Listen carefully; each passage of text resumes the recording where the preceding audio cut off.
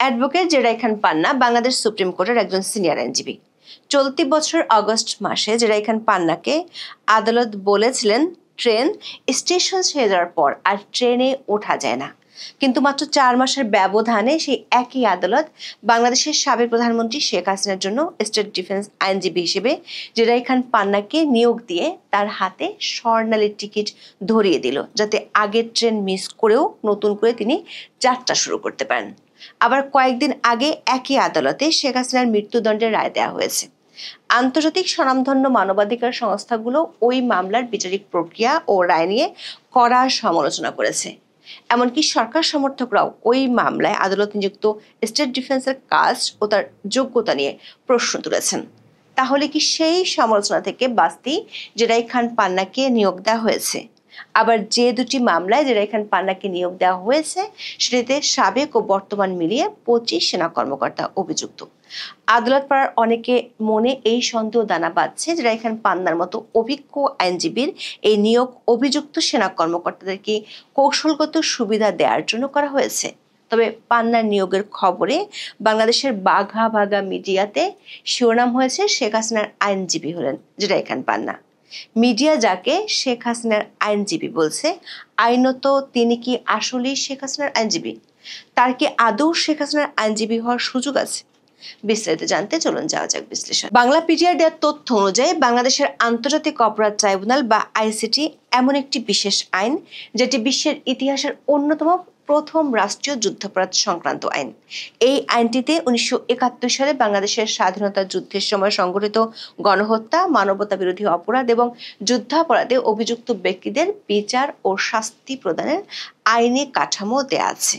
তবে 1973 সালে প্রণীত এই আইনটিকে অধ্যাদেশের মাধ্যমে সংশোধন করে বর্তমান অন্তর্বর্তী সরকার জুলাই হত্যাকাণ্ড সহ বিগত সরকারের আমলে সংঘটিত বেশ কিছু অপরাধের বিচার করছে এই আদালতে। এই আদালতে যখন একজন আসামি পলাতক থাকেন তখন তার অনুপস্থিতিতে বিচার করার বিধান রয়েছে এই আইনে। আইনটির 10 ক ধারায় ট্রাইব্যুনালকে একটি ক্ষমতা দিয়েছে, সেটি হলো যদি আসামি আত্মগোপন করেন বা তাকে বিচার কার্যের জন্য উপস্থিত করা না যায় তাহলে ট্রাইব্যুনাল তার অনুপস্থিতিতে বিচার কার্য পরিচালনা করতে পারবে। আইনি দিক থেকে এই বিধানটি কার্যকর করার প্রধান উদ্দেশ্য হলো ন্যায় বিচারের প্রক্রিয়াকে আন্তর্জাতিক মানদণ্ডের সাথে সঙ্গতি রেখে চালু রাখা। অনুপস্থিতিতে বিচার চালু রাখার প্রধান পূর্ব শর্তই হলো আসামির পক্ষে আইনি প্রতিনিধিত্ব নিশ্চিত করা, যা আইনি প্রক্রিয়াকে আন্তর্জাতিকভাবে বৈধতা দেয়। দর্শক, এটি আদালতের নিরপেক্ষতা ও ফেয়ার ট্রায়াল মানদণ্ড নিশ্চিত করার একটি কৌশলগত পদক্ষেপ বলে মনে করেন আইনজীবীরা।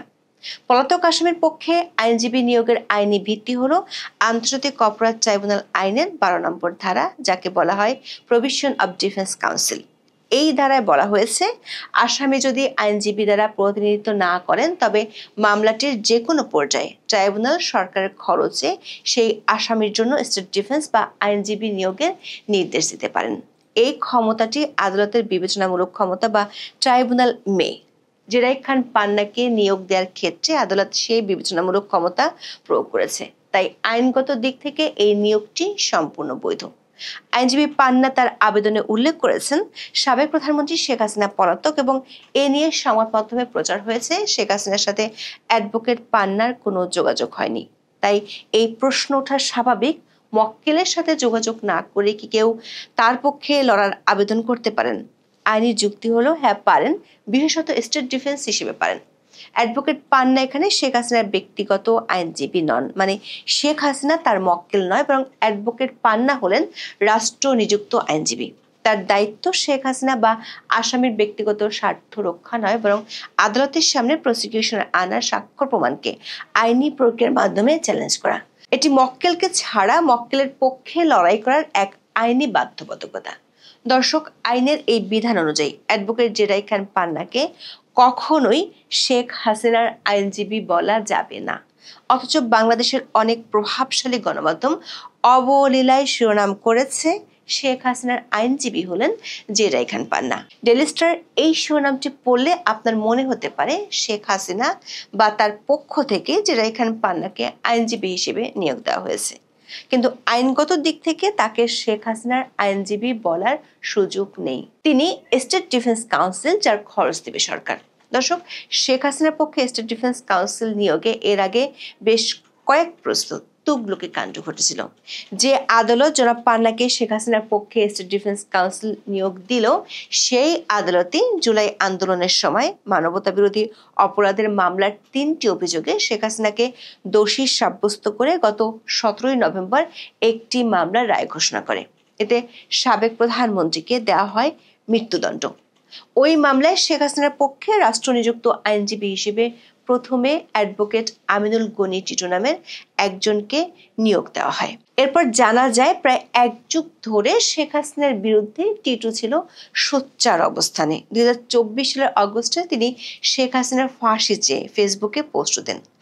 অথচ সেই আইনজীবীকে সাবেক প্রধানমন্ত্রীর পক্ষে লড়তে বাছাই করে রাষ্ট্র। বিষয়টি নিয়ে তখন হাস্যরস তৈরি হলে 25 জুন তাকে সরিয়ে দেয় ট্রাইব্যুনাল। এরপর নিয়োগ পাওয়া নতুন আইনজীবী আমির হোসেনকে নিয়েও বিতর্কের শেষ নেই। এ ধরনের গুরুত্বপূর্ণ মামলা লড়ার অভিজ্ঞতা নিয়েও উঠেছে প্রশ্ন।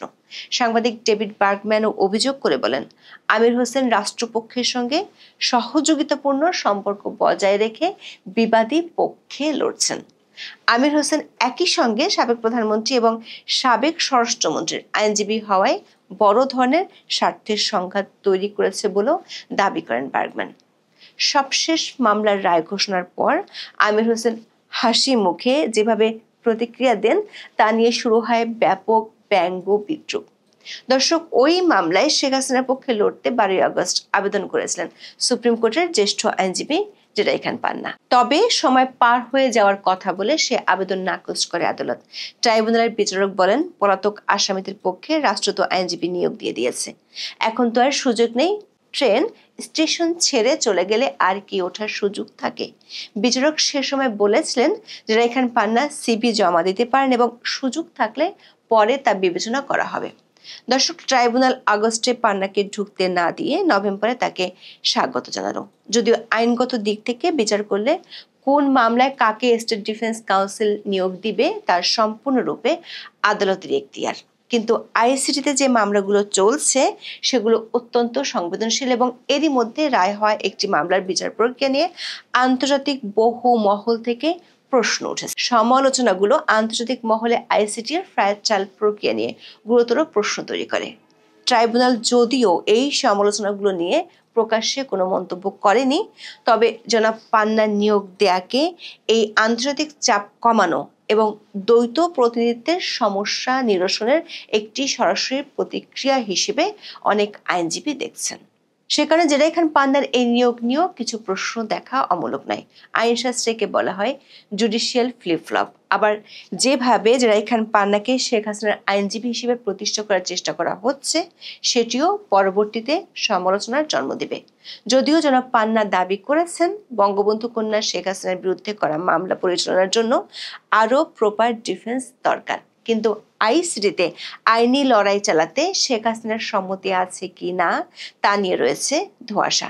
সাবেক প্রধানমন্ত্রীর সঙ্গে কোনো যোগাযোগ হয়েছে কিনা সেই প্রশ্ন অ্যাডভোকেট পান্নাও এড়িয়ে গেছেন।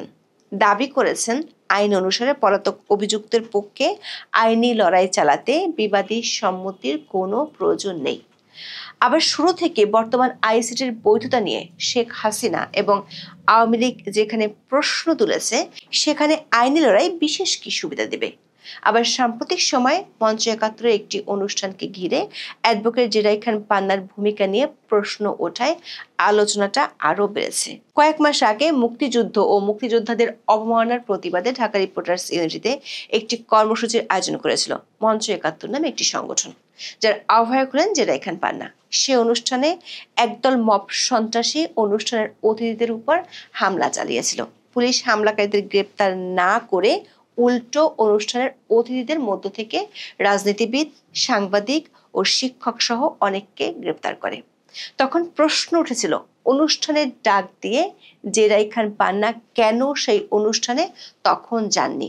ওই মামলায় সাংবাদিক মঞ্জুর আলম পান্না ও সাবেক মন্ত্রী লতিফ সিদ্দিকী এর মধ্যে জামিনে মুক্তি পেলেও আরও অনেকে এখনো কারাগারে আছেন। লতিফ সিদ্দিকের পক্ষে তখন লড়েছিলেন জেরাই খান পান্না, তবে কারাগারে থাকা অন্যদের পক্ষে কোনো কথা বলতে দেখা যায়নি জনাব পান্নাকে। দর্শক, আরও একটি কারণে আদালত পাড়ায় যেটা এখানে পান্নার এই নিয়োগটি নিয়ে আলোচনা হচ্ছে। যে মামলাগুলোতে অ্যাডভোকেট পান্নাকে স্টেট ডিফেন্স হিসেবে নিয়োগ দেওয়া হয়েছে সেগুলো অত্যন্ত সংবেদনশীল। মামলাগুলো শেখ হাসিনা শাসনামলে গুম ও নির্যাতনের ঘটনায় মানবতা বিরোধী অপরাধের অভিযোগ সংক্রান্ত। সবচেয়ে গুরুত্বপূর্ণ বিষয় হলো এই মামলায় শেখ হাসিনা সহ উচ্চ পদস্থ সেনাবাহিনীর কর্মকর্তারাও আসামি। সাবেক ও বর্তমান মিলিয়ে আছেন 25 জন। সামরিক কর্মকর্তারা জড়িত থাকায় এই মামলার সংবেদনশীলতা বহু গুণ বেড়ে যায়। প্রশ্ন উঠেছে, এই দুই মামলার স্পর্শকাতরতার মাত্রা বিবেচনা করে কি শেখ হাসিনার পক্ষে রাষ্ট্রের আইনজীবী হিসেবে নিয়োগ পেলেন সুপরিচিত আইনজীবী যেটা এখানে পান্না। আগের মামলার রায় নিয়ে দেশে বিদেশে নানা বিতর্ক এবং সমালোচনার প্রেক্ষাপটে কি এসেছে এমন ছাড় এই ঘটনাকে সরকারের ভাবমূর্তি উন্নয়নের চেষ্টা হিসেবেও দেখছেন অনেকে। আন্তর্জাতিক মহলে ট্রায়াল ইন অ্যাবসেন্সিয়া যেন একতরফা বিচার হিসেবে সমালোচনা না হয় তা নিশ্চিত করার জন্যই এই নিয়োগ। পান্নার আবেদন সেই আইনি বাধ্যবাধকতার অংশ, মক্কেলের নির্দেশের অংশ নয়। বিশেষ করে আগের মামলায় মৃত্যুদণ্ডের রায়ের পর নতুন মামলাগুলোর রায়ের বিশেষ কোনো তাৎপর্য শেখ হাসিনার ক্ষেত্রে নেই। ভারতে থাকায় তার পক্ষে 30 দিনের মধ্যে আপিল করার কোনো প্রশ্নই উঠছে না। ফলে আইসিটিতে পরবর্তী মামলাগুলো শেখ হাসিনার জন্য অনেকটাই গুরুত্বহীন হয়ে পড়েছে। এমন অবস্থায় তিনি যদি বাকি সব মামলাতে খালাসও পান তাহলেও এর কোনো আইনি গুরুত্ব নেই। তবে কেউ কেউ আইনজীবী পান্না নিয়োগের বিশেষ ধরনের তাৎপর্য দেখছেন। বিশেষ করে আগের মামলার শুনানিতে যেসব বিতর্ক উঠেছে তা এবার ততটা আনচ্যালেঞ্জ থাকার সুযোগ নেই। একই সঙ্গে ভবিষ্যতের আইনি পথরেখায় এ দুটি মামলার শুনানি যোগ করতে পারে নতুন মাত্রা। আবার সেনা কর্মকর্তারা আসামি হয় মামলা দুটির গতি প্রকৃতি নিয়ে রয়েছে নানান কৌতূহল। এখন এ পর্যন্ত। সবাই ভালো থাকুন, সুস্থ থাকুন, নিরাপদে থাকুন। দেখা